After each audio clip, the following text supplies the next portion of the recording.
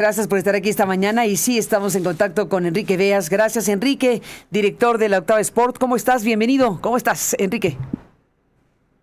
Muy bien, Carmen, ya lo dijo Julieta, ¿no? Me gustó como cuando ya estamos a una semana, ya ocupamos el término colectivo, ¿no? Jugamos, estamos listos, ¿no? O sea, no solo son 11 en la cancha, dice la Federación Mexicana de Fútbol, somos 180 millones. Hay que decirlo, los 130 millones de mexicanos en el país, los 40 millones de mexicanos en los Estados Unidos, además ya de los de tercera y cuarta generación, el famoso fenómeno, que aunque a lo mejor ustedes no lo saben, acá en México, los contenidos de la selección nacional también se transmiten en Estados Unidos, en inglés. Por ejemplo, los videos que vimos de Roberto Gómez Bolaños también están en su versión en inglés y todo, porque hay un mercado muy grande que ya no habla español que consume a esta selección nacional, Carmen. Pero bien lo decía Julieta, ayer fue un partido redondo. Ayer la selección nacional termina goleando de una forma muy interesante al equipo de Serbia, hay que decirlo, un equipo juvenil, un equipo que no tiene realmente toda la fortaleza. Un viejo conocido, Veljko Paunovic, el famoso hijo de la guerra, el técnico que estuvo acá con el Guadalajara, que lo llevó a una final con Tigres, que lo sacaron por la parte de atrás, Guido Pizarro y compañía, terminó ayer enseñando muy bien que en la conferencia de prensa que el foco ya está con la selección nacional.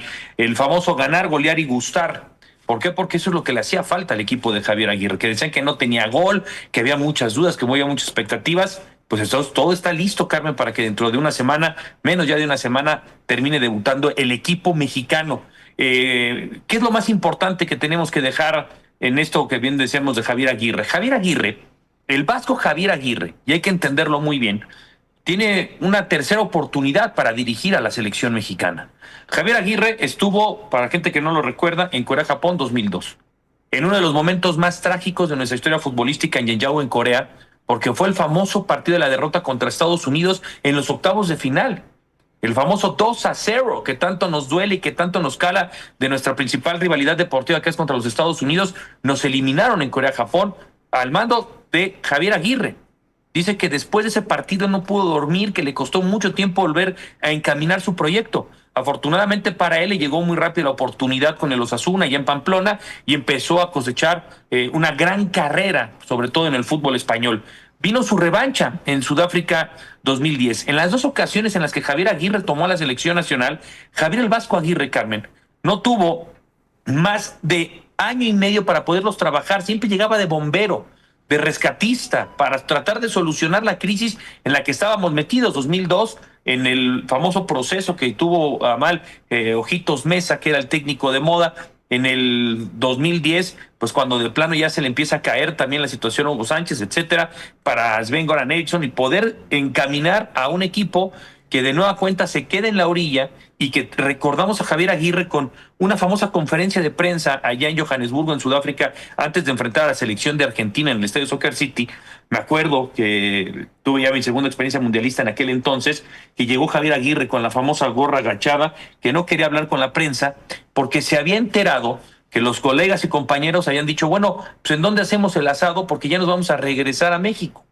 Porque era contra Argentina el partido, y entonces Javier estaba muy molesto y enojado de cómo es posible que no tuvieran la euforia los periodistas, ¿no? Como si tuviéramos ser porristas, ¿no? Como que se equivocó, ¿no? Era así de, oye, pues creo que no traemos aquí el logo de Televisa, pues no te vamos a echar porras, mi hermano, ¿no? O sea, al final del día hay una crítica que estamos generando.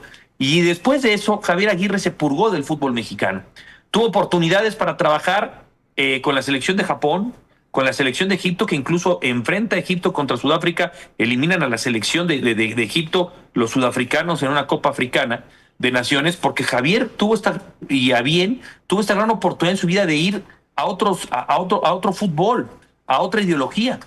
Javier Aguirre, Carmen, jugó hace 40 años el Mundial en 1986 en casa. El famoso gol de Manolo Negrete es una jugada que hace con Javier Aguirre. El famoso festejo de Manolo Negrete, el que le jala los pelos del cabello, es el famoso Javier el Vasco Aguirre. El Vasco Aguirre en esa década de los 80 jugó con la playera del América, que fue campeón y que de hecho le hizo un gol a Chivas en la final, que muchos la consideran del siglo, y después fue para también tener una brillante carrera con el Guadalajara, con las Chivas. Es decir, conoce también las dos partes, la mística de los dos equipos más importantes y populares del fútbol mexicano en la cancha. Y cuando él se retira y que empiece a ser auxiliar, lo agarra Miguel Mejía Barón y también es auxiliar en Estados Unidos 94. Si entonces sumamos toda la experiencia de Javier Aguirre, que hoy por hoy volverá a estar en el centro de atención y de la conversación, pues sin duda alguna es uno de los personajes idóneos para apagar el fuego de la famosa crisis de la Federación Mexicana de Fútbol histórica moderna. Es decir, cuando se le cayó el proyecto a Juan Carlos Rodríguez, a John de Luisa, que se les fueron cayendo a los presidentes, a los directivos, a los dueños, pues ¿quién es el rescatista perfecto para poder tener un mundial? Y miren lo que son las cosas. A 6 días, a los radioescuchas les pregunto, ¿hay ilusión o no hay ilusión?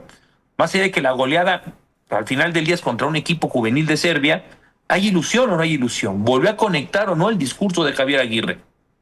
Pues parece que el trabajo con Quiñones, con Álvaro Fidalgo, que son los naturalizados, con el mexicoamericano Brian Gutiérrez, que ayer estaban los 3 de titulares, con la proyección con Tala Rangel, de nueva cuenta entendiendo que hay futbolistas que pasan por un mejor momento, pues parece que vuelve a conectar Javier Aguirre porque es el hombre ideal para este reto en casa, entender la presión que van a tener los muchachos, que va a tener el equipo, porque, como lo decía nuestra compañera Julieta, la necesidad de la selección mexicana es no perder el liderato, no perder el primer lugar del grupo y tener toda la ruta, los partidos más importantes, 16avos de final, hipotéticos octavos de final, en el Estadio Ciudad de México, Estadio Azteca. Ni más ni menos.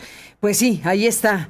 Le deseamos lo mejor a esta selección mexicana en este mundial que está por empezar. Enrique Veas, como siempre, gracias por tu presencia y seguimos hablando. Un abrazo, buenos días. Abrazo, Carmen. Oye, nada más rapidísimo, Carmen, te puedo dar un dato porque me preguntaban en redes sociales, porque así como estábamos hablando del tema de los boletos del mundial, la euforia para un padre de familia que ya ahorita están pidiéndoles a los niños, salió la famosa esta de piezas alemana, danesa, de Lego, de la Copa del Mundo, que cuesta 6,000 pesos. Uh-huh. Si a esto le sumamos el álbum Panini, me preguntaban cuánto tiene para poderlo llenar.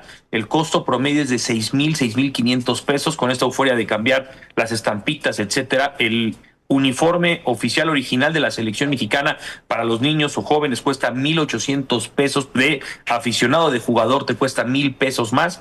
El balón oficial te cuesta, hay distintas versiones, el más barato te cuesta 800 pesos hasta los 3,500 pesos. Entonces, sin contar un padre de familia para que su hijo esté con el kit o el combo mundialista, estaría pagando 18,000 pesos sin llevarlo a un partido, Carlos. Entonces estamos hablando de que esta industria del fútbol sin duda alguna cada vez es mucho más cara.